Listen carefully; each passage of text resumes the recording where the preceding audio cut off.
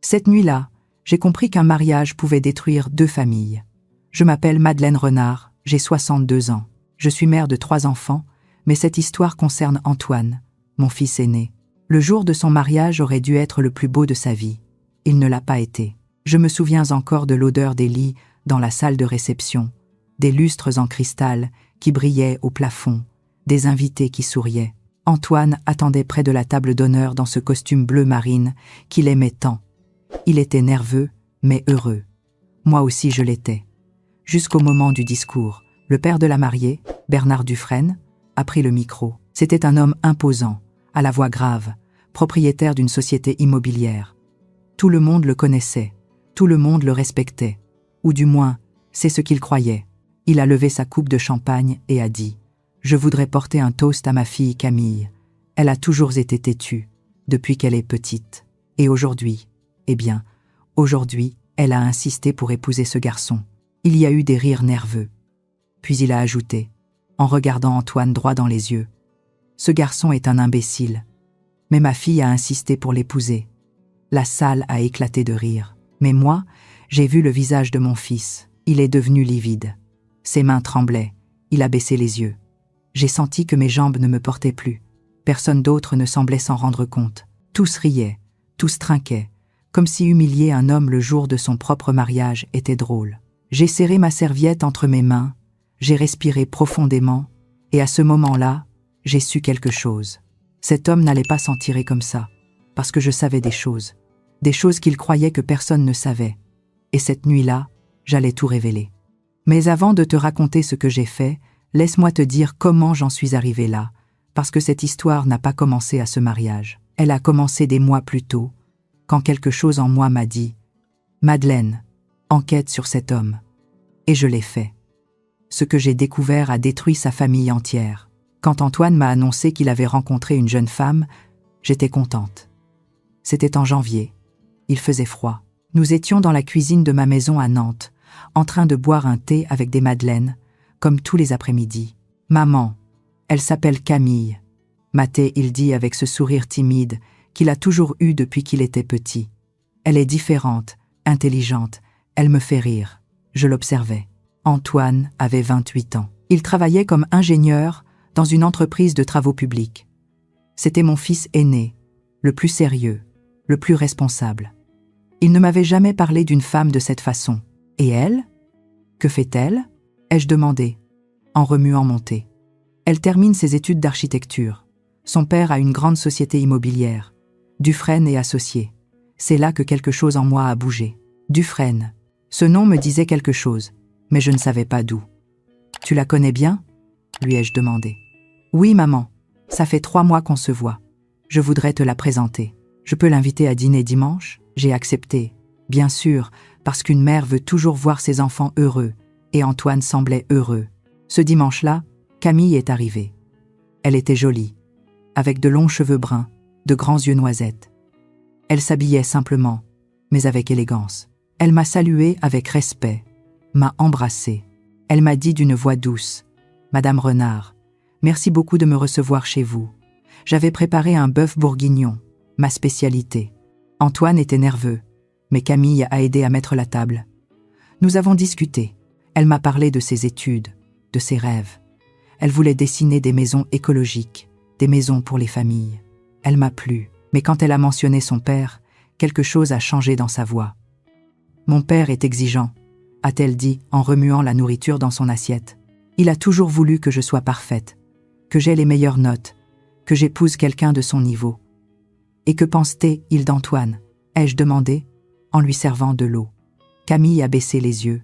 Je ne lui ai pas encore dit que nous sortons ensemble. Antoine l'a regardé, surpris. « Camille. » Elle a soupiré. « Mon père est compliqué. Il dit toujours que les hommes doivent prouver leur valeur, qu'il ne fait confiance à personne qui ne vient pas d'une famille aisée. » J'ai senti un nœud dans mon estomac. « Antoine vient d'une famille honnête, » ai-je dit fermement, travailleuse, avec des valeurs. Ça vaut plus que n'importe quel argent. Camille m'a regardé avec les yeux humides. « Je le sais, Madame Renard. C'est pour ça que je l'aime. » Antoine a pris sa main. J'ai souri, mais au fond de moi, quelque chose m'inquiétait. Cet homme, Bernard Dufresne, avait l'air d'être quelqu'un de difficile, quelqu'un qui jugeait les gens selon leur compte en banque. Et je connaissais ce genre d'homme.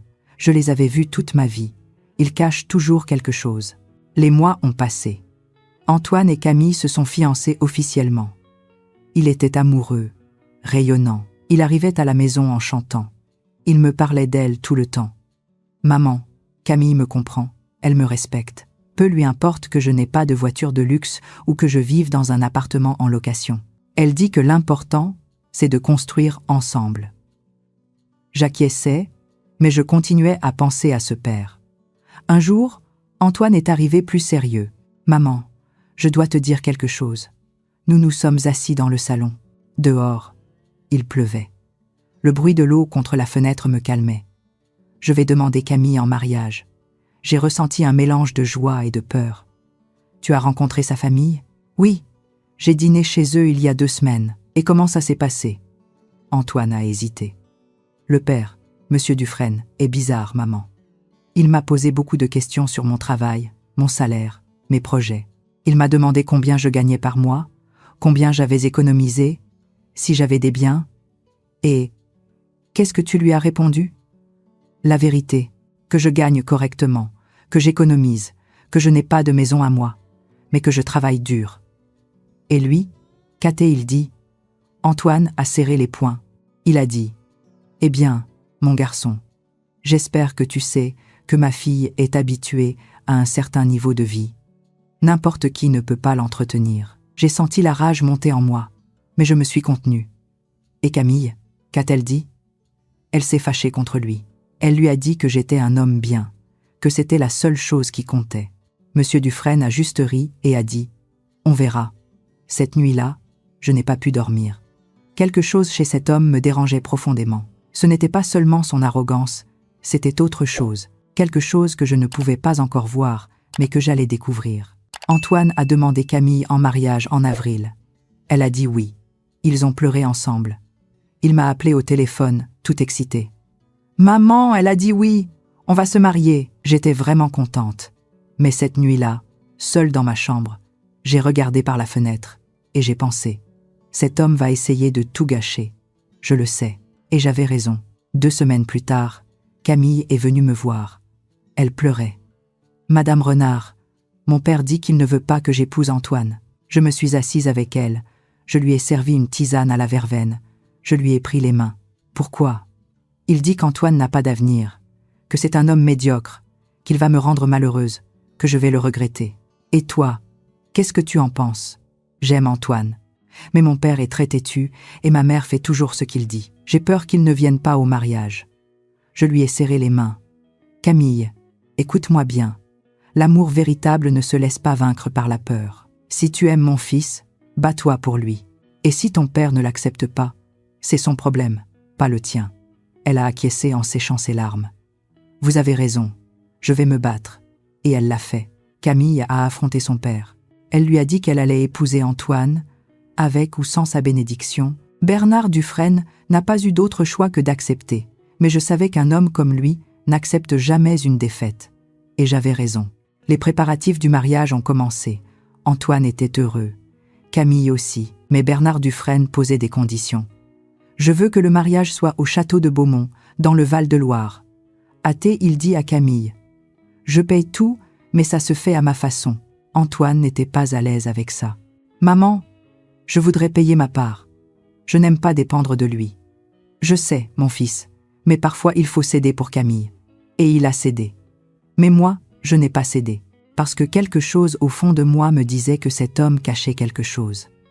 Quelque chose de grand, quelque chose de sombre. Et un après-midi, alors que je prenais un café dans un bistrot du centre-ville, j'ai vu quelque chose qui m'a glacé le sang. J'ai vu Bernard Dufresne avec une autre femme et 2 enfants. La femme l'a embrassé sur la bouche. Les enfants l'appelaient « Papa ». Je suis restée paralysée. J'ai payé l'addition. Je suis sortie de là. J'ai marché jusqu'à ma voiture. Je me suis assise. J'ai respiré. Et alors j'ai su ce que je devais faire. J'allais enquêter sur cet homme. Parce que s'il trompait sa femme, sa famille, tout le monde, alors mon fils était sur le point d'entrer dans une famille de mensonges. Et je n'allais pas le permettre. Pendant 3 jours, je n'ai pas pu bien dormir. Chaque fois que je fermais les yeux, Je voyais la même scène. Bernard Dufresne embrassant cette femme, les enfants lui tenant la main, la façon dont elle le regardait, comme s'il était son monde entier. Et puis je pensais à la femme de Bernard, à Hélène. Je ne l'avais rencontrée que 2 fois lors des dîners de fiançailles. C'était une femme élégante, silencieuse, toujours avec un sourire poli, mais triste, comme si elle portait un poids invisible depuis des années. Maintenant je comprenais pourquoi, mais j'avais besoin d'être sûre. J'avais besoin de preuves, parce qu'accuser un homme comme Bernard Dufresne sans preuve serait détruire le mariage de mon fils. Et je ne voulais pas ça, je voulais seulement le protéger. Alors j'ai fait quelque chose que je n'aurais jamais pensé faire. J'ai engagé un détective privé. Il s'appelait Marc Leblanc.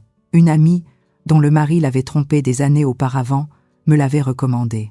Il était discret, professionnel. Il avait un petit bureau près de la place Royale, au 2e étage d'un immeuble ancien. J'ai monté les escaliers un mardi après-midi. Le couloir sentait le café et le vieux papier. J'ai frappé à la porte. Une voix grave m'a dit « Entrez ». Je suis entré. Marc était un homme d'une 50aine d'années, mince, avec des lunettes et une chemise à manches courtes. Il avait un ordinateur sur le bureau et des classeurs métalliques contre le mur. « Asseyez-vous, madame. En quoi puis-je vous aider ?» Je me suis assise. J'ai respiré profondément et je lui ai tout raconté. Je lui ai dit que mon fils allait se marier, que le père de la mariée était un homme puissant, arrogant, que je l'avais vu avec une autre femme et 2 enfants, que j'avais besoin de connaître la vérité. Marc a pris des notes. Il ne m'a pas jugé. Il n'a pas posé de questions inutiles. « Avez-vous des photos de cet homme ?» Je lui ai montré une photo que j'avais trouvée sur Internet. Bernard Dufresne à l'inauguration d'un chantier, avec son sourire de politicien. Vous savez où vous l'avez vu avec l'autre femme ? Dans un bistrot du centre-ville, près de la place Grasselin. Ça s'appelle « Le Petit Commerce ». Vous vous souvenez du jour et de l'heure ? Vendredi dernier, vers 16h, Marc a acquiescé. J'ai besoin d'une semaine. Je vais le suivre. Je vais découvrir tout ce que je peux. S'il a une autre famille, je vais le prouver. S'il y a plus, aussi. Plus, monsieur. Un homme qui trompe aussi ouvertement a généralement d'autres secrets. Des problèmes financiers, des dettes, des affaires louches. Je vais tout vérifier. J'ai senti un frisson. Combien demandez-vous ? 500 € par semaine. Plus les frais. Ce n'était pas bon marché. Mais j'ai payé, parce que la tranquillité de mon fils n'avait pas de prix. Cette semaine a été l'une des plus difficiles de ma vie. Antoine venait à la maison tous les jours, tout excité par les préparatifs du mariage. Il me montrait des photos de la salle, du menu, des fleurs. Camille et lui avaient choisi des roses blanches. Leur chanson serait « La vie en rose » d'Édith Piaf. « Maman, on dansera sur cette chanson ensemble. » Oui, toi et moi. Comme quand tu étais petit. Je souriais, j'acquiesçais. Mais au fond de moi, je mourais d'angoisse. Et si ce que Marc découvrait détruisait tout ? Et si Camille souffrait à cause de son père ?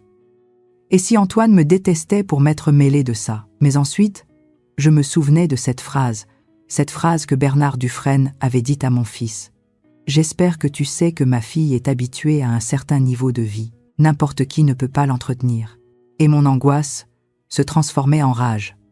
Cet homme avait humilié Antoine depuis le début. Il l'avait traité comme s'il était inférieur, comme s'il ne méritait pas Camille. Eh bien, si je découvrais quelque chose, ce ne serait pas pour détruire le mariage. Ce serait pour protéger mon fils d'une famille de mensonges.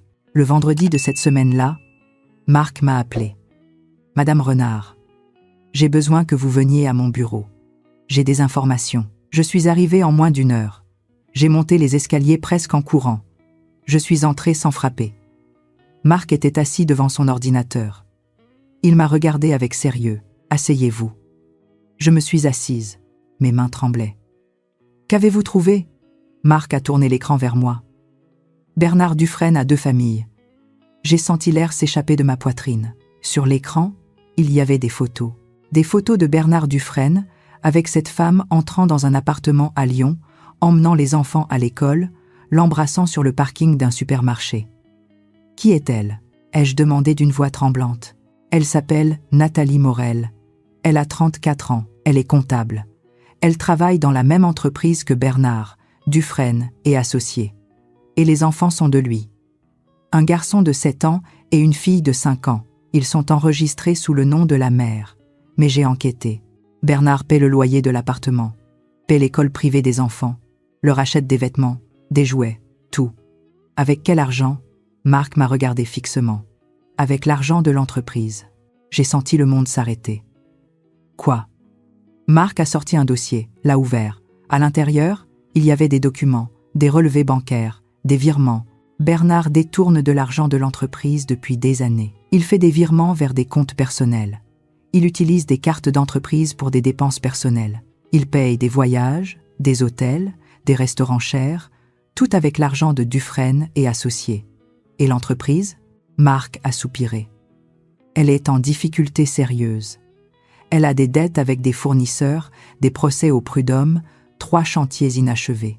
Et il y a 2 plaintes pénales contre lui pour fraude. Je me suis pris la tête entre les mains. Mon Dieu. Ce n'est pas tout, a dit Marc. Quoi d'autre? Bernard a des dettes personnelles, 2 cartes de crédit au maximum, un prêt bancaire de plus de 500 000 €, et il doit des impôts au fisc depuis 3 ans. Combien doit-il au total? Marc a vérifié ses notes. Environ 2 millions d'euros. Ma respiration s'est coupée. 2 millions, oui.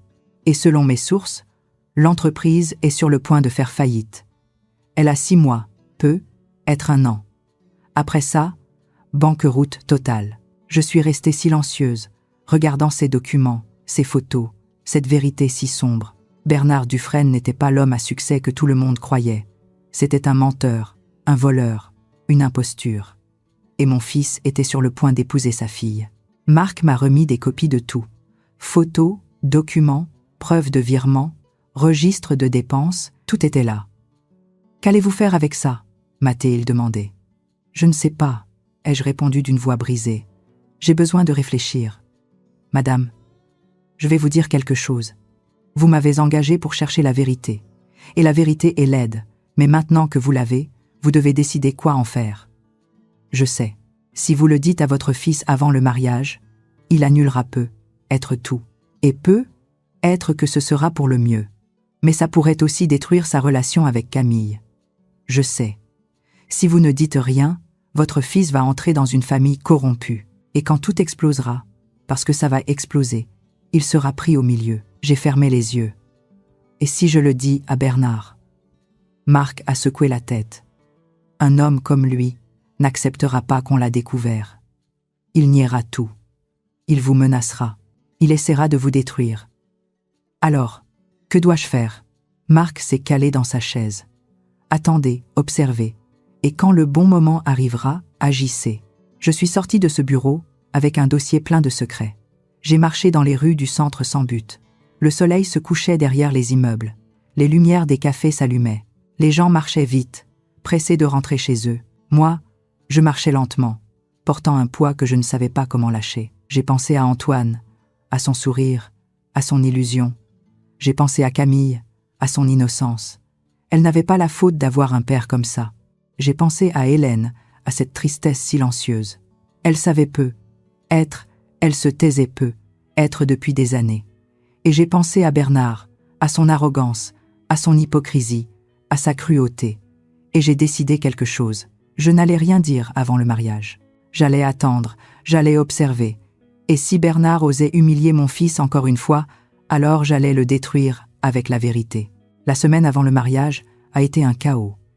Antoine dormait à peine. Il devait finir un projet au travail et en même temps régler les derniers détails de la cérémonie. Je le voyais épuisé, stressé, mais heureux. « Maman, dans 1 semaine je me marie », me disait-il avec ce sourire qui me faisait fondre le cœur. Je n'arrive pas à y croire. Je lui préparais du café, je lui repassais sa chemise pour l'essayage du costume, je l'accompagnais acheter les alliances. Et tout le temps, je portais ce secret qui pesait chaque jour un peu plus, mais quelque chose changeait en moi. Ce n'était plus seulement de la rage contre Bernard, c'était un besoin de justice. Parce que plus je le voyais agir, plus je me rendais compte que cet homme ne trompait pas seulement sa famille, il trompait tout le monde. Et le pire, il prenait plaisir à le faire. Le mardi de cette semaine-là, j'ai reçu un appel inattendu.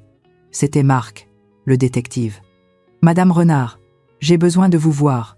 J'ai trouvé autre chose. Qu'avez-vous trouvé? Je préfère vous le dire en personne.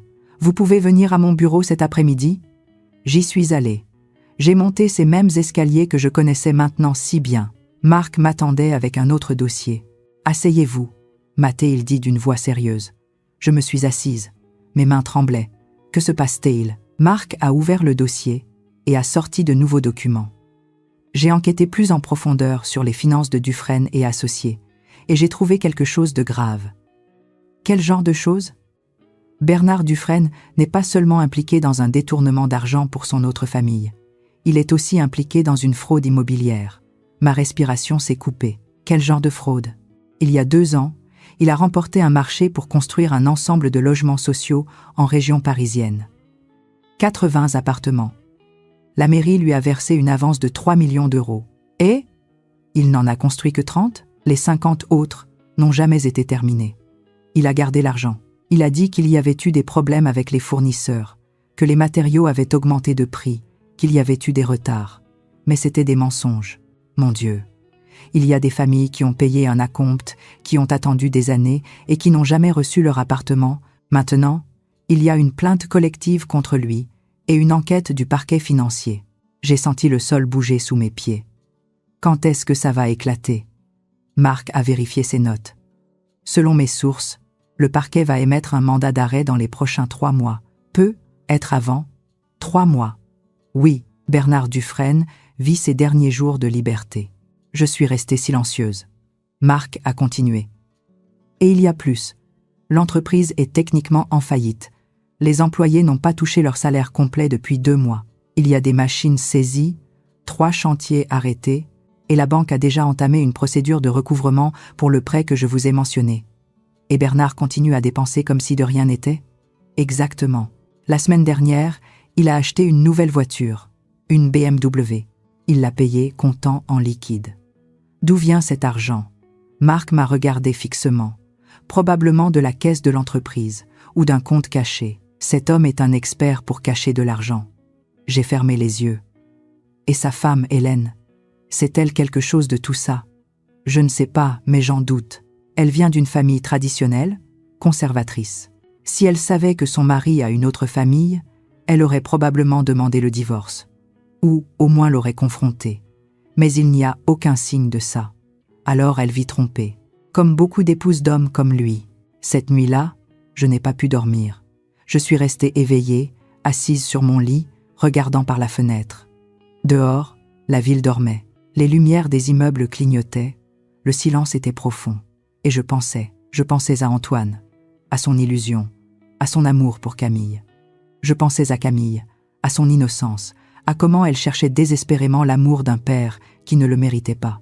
Je pensais à Hélène, à son silence, à sa tristesse. Je pensais à ses enfants, les enfants secrets de Bernard, qui grandissaient sans un père présent, qui vivaient dans l'ombre. Et je pensais à toutes ces familles qui avaient perdu leurs économies, qui avaient attendu des années pour un appartement qui n'est jamais arrivé, qui avaient fait confiance à un homme qui les avait volés. Et j'ai compris quelque chose. Ce n'était plus seulement pour protéger mon fils. C'était pour faire justice. Bernard Dufresne avait construit sa vie sur des mensonges. Il avait piétiné tout le monde sur son passage. Il avait utilisé l'argent, le pouvoir et l'arrogance pour s'en tirer. Et personne ne l'avait arrêté jusqu'à maintenant. Un samedi matin, 2 jours avant le mariage, Camille m'a appelé. « Madame Renard, on peut se voir? J'ai besoin de vous parler. »« Bien sûr, ma fille. Qu'est-ce qui s'est passé? » ?»« C'est à propos de mon père. Je préfère vous le dire en personne. Nous nous sommes retrouvés dans un café près de chez moi. Je suis arrivée avant elle. J'ai commandé un café. Je me suis assise près de la fenêtre. Quand Camille est arrivée, elle avait les yeux rouges. Elle avait pleuré. Elle s'est assise en face de moi, a respiré profondément et a dit « Mon père veut tout contrôler pour le mariage. Qu'est-ce que tu veux dire? Il veut choisir la liste des invités. Il veut que n'y assistent que des gens importants. Il dit qu'il ne veut pas de gens ordinaires à son événement. » J'ai senti la rage monter dans ma gorge. Des gens ordinaires. Camille a acquiescé en s'essuyant les larmes avec une serviette. Je lui ai dit que je voulais inviter les cousins d'Antoine, ses oncles, ses amis de l'université. Et mon père a dit « Non, Camille, ce mariage est un événement social, pas une fête de quartier. » J'ai serré ma tasse de café si fort que j'ai cru qu'elle allait se casser. « Et ta mère, qu'est-ce qu'elle dit? » « Rien. Ma mère ne dit jamais rien. Elle fait toujours ce qu'il dit. exactement comme je l'avais imaginé. Camille, écoute-moi bien, lui ai-je dit en lui prenant les mains.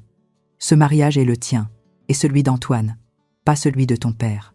S'il veut tout contrôler, alors devriez-vous vous marier autrement.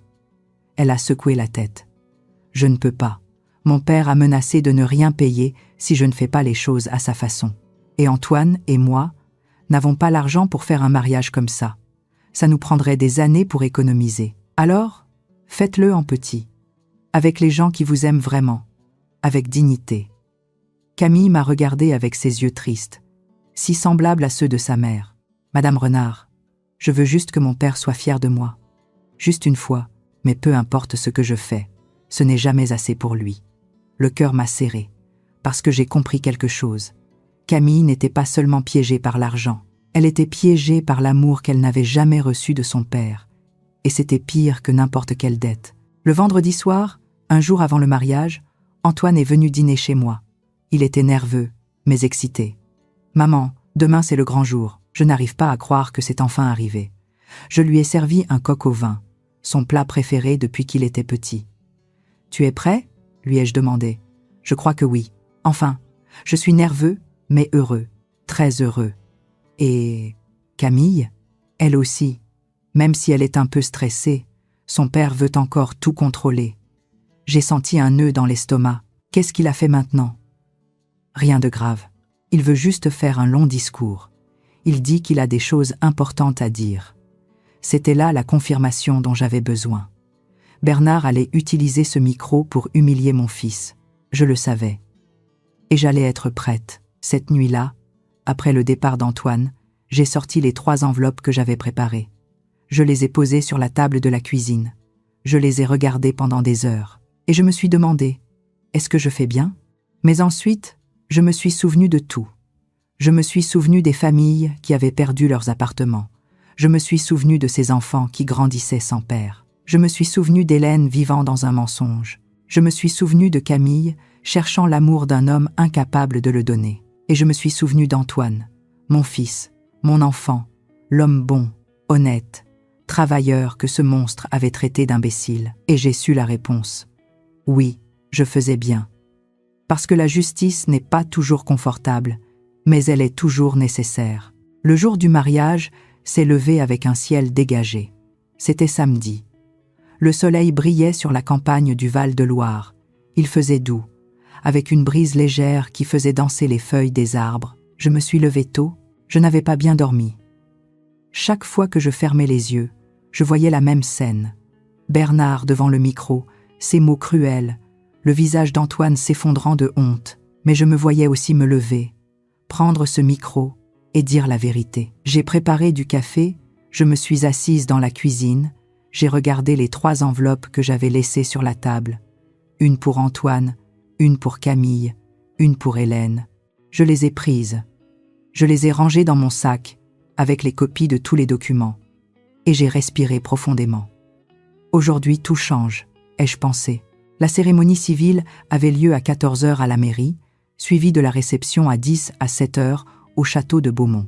Antoine m'avait demandé d'arriver tôt. « Maman, je veux que tu sois avec moi avant d'entrer. Ça me donne beaucoup de paix de te voir. » Je suis arrivée à 13h30. La mairie était décorée avec des roses blanches et des rubans ivoire. Tout sentait le parfum et les fleurs fraîches. Tout était élégant, impeccable. Antoine était dans une pièce latérale avec ses témoins. Quand il m'a vue, il a souri. « Maman !» Je me suis approchée. Je l'ai serré dans mes bras. Il sentait l'eau de Cologne neuve. Il était nerveux. Ses mains tremblaient un peu. « Comment te sens-tu » lui ai-je demandé. Nerveux, heureux, effrayé, tout à la fois. Je lui ai pris les mains. « Antoine, je veux que tu saches quelque chose. Quoi qu'il arrive aujourd'hui, je serai toujours de ton côté. Toujours. » Il m'a regardé, étonné. « Quoi qu'il arrive. »« Maman, tu vas bien ?» J'ai souri. « Oui, mon fils, je voulais juste te le dire. » Je l'ai serré encore une fois dans mes bras et j'ai senti mon cœur se briser. Parce que je savais qu'après aujourd'hui, rien ne serait plus pareil. La cérémonie civile a été belle. Camille est arrivée au bras de Bernard. Elle portait une robe blanche, simple, mais élégante. Elle était radieuse. Bernard marchait avec ce torse gonflé de fierté, comme s'il livrait un trophée, pas sa fille. Quand ils sont arrivés devant le maire, Antoine et Camille ont échangé leurs vœux.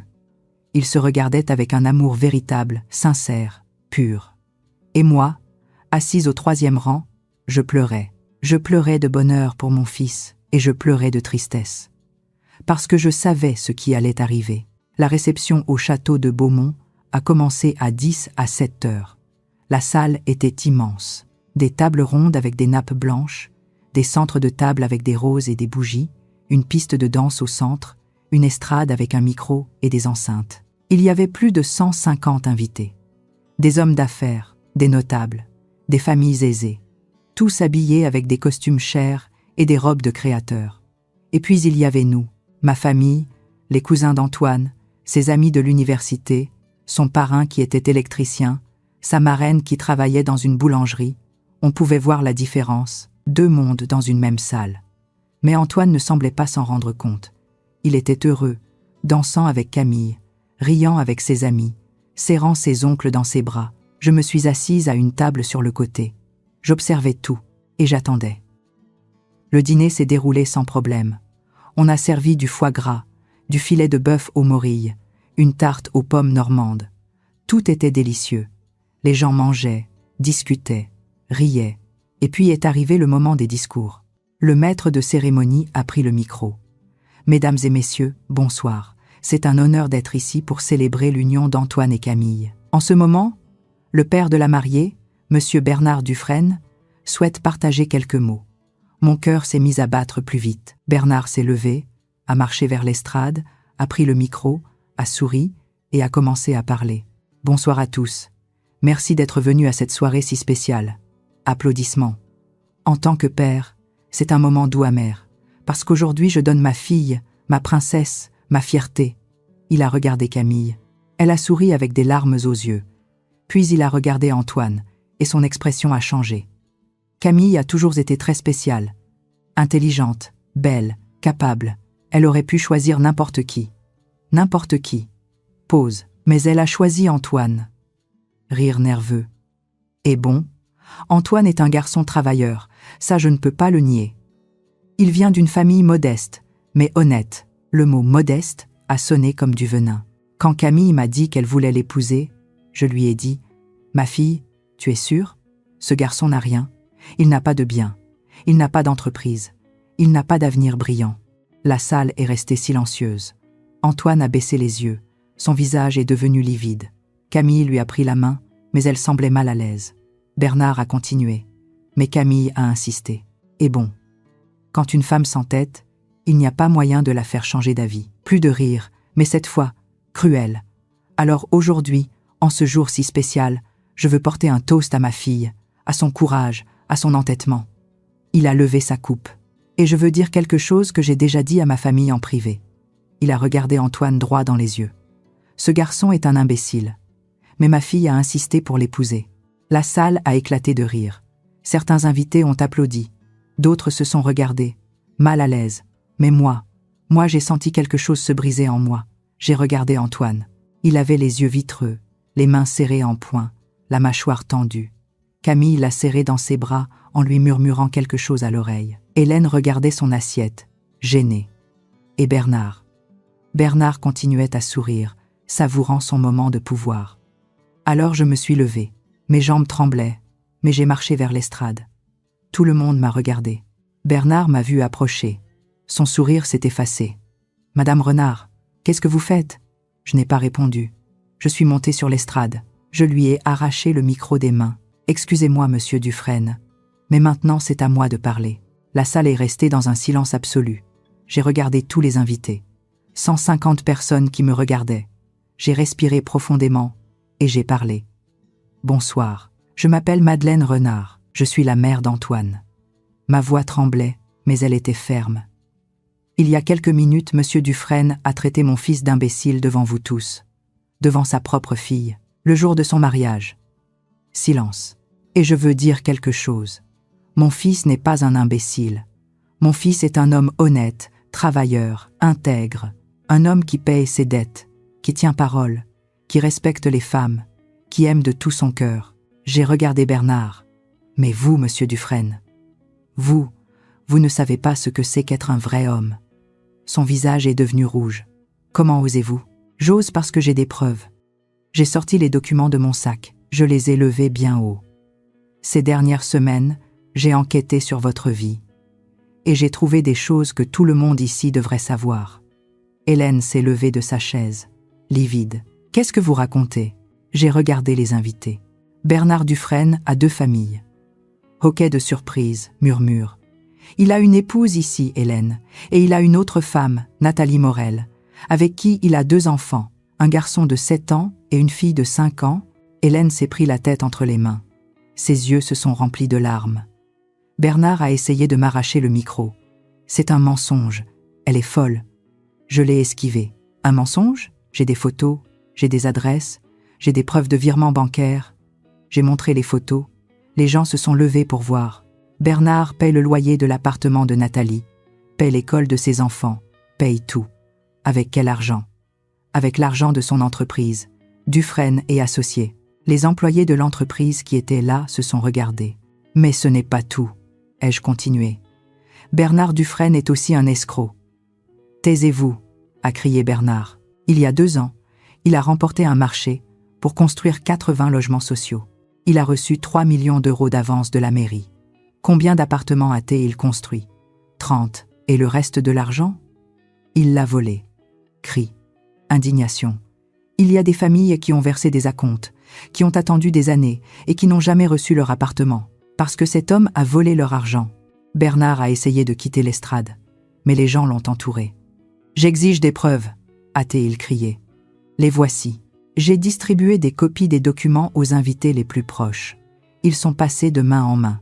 Relevés bancaires, virements, photos, tout. Hélène pleurait, inconsolable. Camille la serrait dans ses bras, sous le choc. Antoine me regardait, paralysé, et j'ai continué. L'entreprise Dufresne et Associés est en faillite. Elle doit plus de 2 millions d'euros. Il y a des saisies, des procès, et une enquête du parquet financier. Un murmure a parcouru la salle. Dans les prochains mois, Bernard Dufresne sera arrêté. Parce que la justice, même si elle tarde, arrive toujours. J'ai regardé Bernard droit dans les yeux. Vous avez traité mon fils d'imbécile, mais le véritable imbécile, c'est vous. Parce que vous avez construit votre vie sur des mensonges. Et les mensonges finissent toujours par s'effondrer. J'ai posé le micro sur l'estrade. Je suis descendu et j'ai marché vers Antoine. Je l'ai serré dans mes bras. « Pardonne-moi, mon fils, mais je ne pouvais pas le laisser t'humilier encore une fois. » Antoine m'a serré en retour en pleurant. « Maman, est-ce que c'est vrai tout ça ?»« Oui, mon fils, tout. » La salle s'est transformée en chaos. Les gens parlaient, criaient, partaient. Bernard essayait de se défendre, mais personne ne le croyait.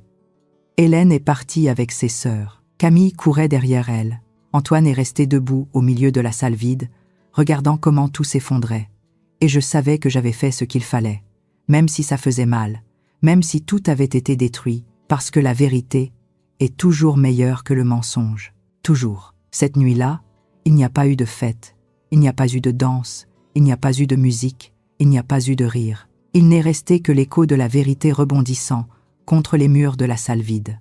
Les invités sont partis un par un. Certains indignés, d'autres gênés, d'autres curieux, vérifiant sur leur téléphone ce qu'ils venaient d'entendre. Les tables sont restées à moitié mangées, les coupes de champagne pleines, les roses blanches se fanant sous les lumières que personne n'avait éteintes. Antoine ne m'a pas parlé pendant 3 mois.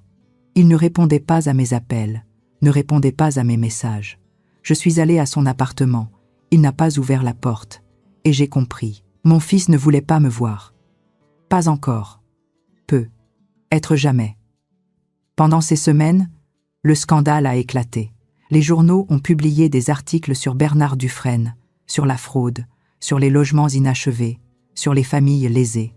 Certaines de ces familles m'ont contacté. Elles m'ont remercié d'avoir révélé la vérité. Elles m'ont dit qu'elles attendaient justice depuis des années. Le parquet financier a accéléré l'enquête. 2 mois plus tard, Bernard a été arrêté. Je l'ai vu aux informations. Menotté, marchant vers une voiture de police, la tête basse. Ce n'était plus l'homme arrogant du jour du mariage. Ce n'était plus qu'un homme brisé, vaincu. Et moi, je n'ai pas ressenti de satisfaction. J'ai seulement ressenti de la tristesse. parce que la justice était arrivée, mais à un coût très élevé. Camille m'a appelé un après-midi. « Madame Renard, on peut parler ?» Nous nous sommes vus dans un café, le même où nous avions parlé des semaines plus tôt.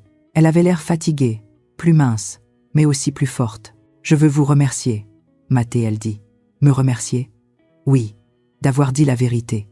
Même si ça a fait mal, même si ça a détruit mon monde, vous avez fait ce que personne d'autre n'a eu le courage de faire. Comment va ta mère ? Elle a demandé le divorce. Elle s'est installée chez ma grand-mère. Elle digère tout, mais je crois qu'elle va s'en sortir. Et toi ? Moi aussi je digère. Découvrir qu'on a 2 demi-frères qu'on n'a jamais connus, c'est étrange. Mais j'ai rencontré Nathalie et les enfants. Vraiment ? Oui, ce sont de bons enfants. Et Nathalie. Elle non plus ne savait pas que mon père était marié. Il lui avait dit qu'il était divorcé. J'ai soupiré. Ton père a trompé tout le monde. Je sais. Et maintenant il paie pour ça. Antoine m'a finalement appelé 3 mois plus tard. Maman. Juste entendre sa voix m'a fait pleurer. Mon fils. On peut se voir ? Bien sûr. Quand tu veux. Demain chez toi. Oui. Il est arrivé à 10 à 8 heures avec Camille. Tous les deux se tenaient par la main. J'ai ouvert la porte. Je les ai regardés. Il y avait tant à dire, tant à expliquer. Mais Antoine m'a juste serré dans ses bras et a dit « Pardonne-moi, maman, pour tout ce que je t'ai dit, pour comment je t'ai traité.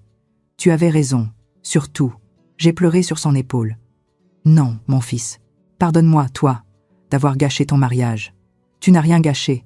Tu as sauvé ma vie, nos vies. » Camille a acquiescé. « C'est vrai, Madame Renard. Si vous n'aviez pas parlé, j'aurais continué à vivre dans un mensonge. Et Antoine. Antoine aurait souffert des années d'humiliation. Nous nous sommes assis dans le salon. Je leur ai préparé du café comme au bon vieux temps. Et Antoine m'a dit « Maman, j'ai appris quelque chose. J'ai appris que parfois l'amour signifie aussi dire des vérités difficiles, même si elles font mal, même si elles nous éloignent un temps. » « Et le mariage ?» ai-je demandé. Antoine et Camille se sont regardés. « Nous allons nous marier de nouveau, » a dit Camille, en petit. Juste la famille proche, les vrais amis, sans mensonge, sans apparence. Et sans Bernard Dufresne, a ajouté Antoine. J'ai souri. Ça me semble parfait. Cette nuit-là, quand ils sont partis, je suis restée assise dans le salon, regardant par la fenêtre les lumières de la ville, le ciel sombre, et j'ai pensé à tout ce qui s'était passé. J'avais perdu beaucoup de choses. La confiance de mon fils pendant un temps, l'illusion d'un mariage parfait, la paix de ma conscience. Mais j'avais aussi gagné quelque chose. J'avais gagné la certitude d'avoir fait ce qu'il fallait. Parce que défendre ceux qu'on aime n'est pas toujours facile, mais c'est toujours nécessaire. Et la vérité, même si elle fait mal, nous libère toujours. Toujours. Bernard Dufresne est mort 2 ans plus tard. C'était à l'infirmerie de la prison, seul, sans famille, sans amis, juste un gardien qui l'a trouvé le matin. Camille a reçu la nouvelle. Elle a pleuré, non pas parce qu'il lui manquait, mais parce qu'elle pleurait pour le père qu'elle aurait pu avoir et qu'elle n'a jamais eu. Un dimanche après-midi, Antoine et Camille sont venus me rendre visite avec leur fils. Le petit garçon a couru vers moi dès qu'il est entré. « Mamie, mamie !» Je l'ai soulevé, je l'ai serré dans mes bras. Il sentait le savon pour bébé et les biscuits. « Comment va mon prince ?»« Bien. Aujourd'hui à l'école, j'ai appris les héros. »« Ah oui ? Et qui sont les héros ?» La maîtresse a dit que les héros sont les gens qui font des choses difficiles pour aider les autres. C'est très vrai. Le petit m'a regardé avec ses grands yeux curieux. « Mamie, tu es une héroïne. » Je suis restée sans voix. Antoine a souri. Camille aussi. « Pourquoi tu demandes ça, mon amour ? Parce que maman m'a raconté que tu as fait quelque chose de très difficile, que tu as dit la vérité quand personne d'autre ne voulait, et que ça nous a sauvés. » Les larmes me sont montées aux yeux. Je ne suis pas une héroïne, mon petit. Je suis juste une mamie qui aime sa famille. Mais les héros aussi sont comme ça. Ils aiment leur famille et ils la protègent. Je les serrai fort. Alors oui, mon amour. Je suis une héroïne, ta héroïne, et à ce moment-là, j'ai senti que tout en avait valu la peine.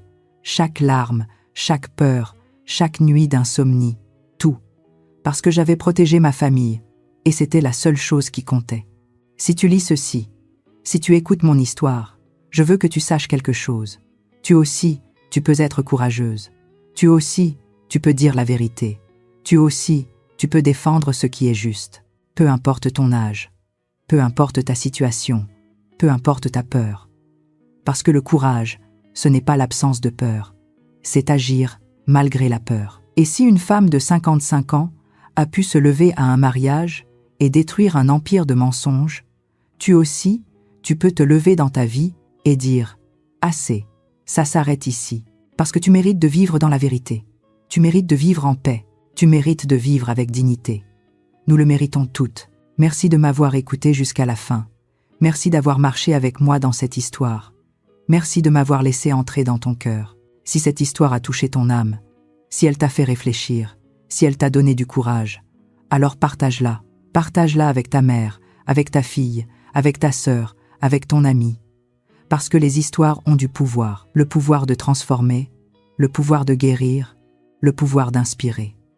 Et cette histoire est pour toutes les femmes qui ont un jour eu peur de parler, pour toutes celles qui se sont tues quand elles voulaient crier, pour toutes celles qui ont supporté quand elles voulaient partir. Cette histoire est pour vous. Et je vous dis, vous n'êtes plus seuls, parce que maintenant vous savez qu'il y a eu une femme qui a aussi eu peur, mais qui a parlé quand même, et qui a tout changé. Abonne-toi et active la cloche pour écouter plus d'histoires de femmes qui ont transformé leur douleur en sagesse. Chaque jour, une femme, une leçon de vie. Partage cette histoire avec quelqu'un que tu aimes. Parfois, une histoire comme celle-ci peut changer toute une journée. Que Dieu te bénisse et à la prochaine, avec tout mon cœur. Madeleine Renard.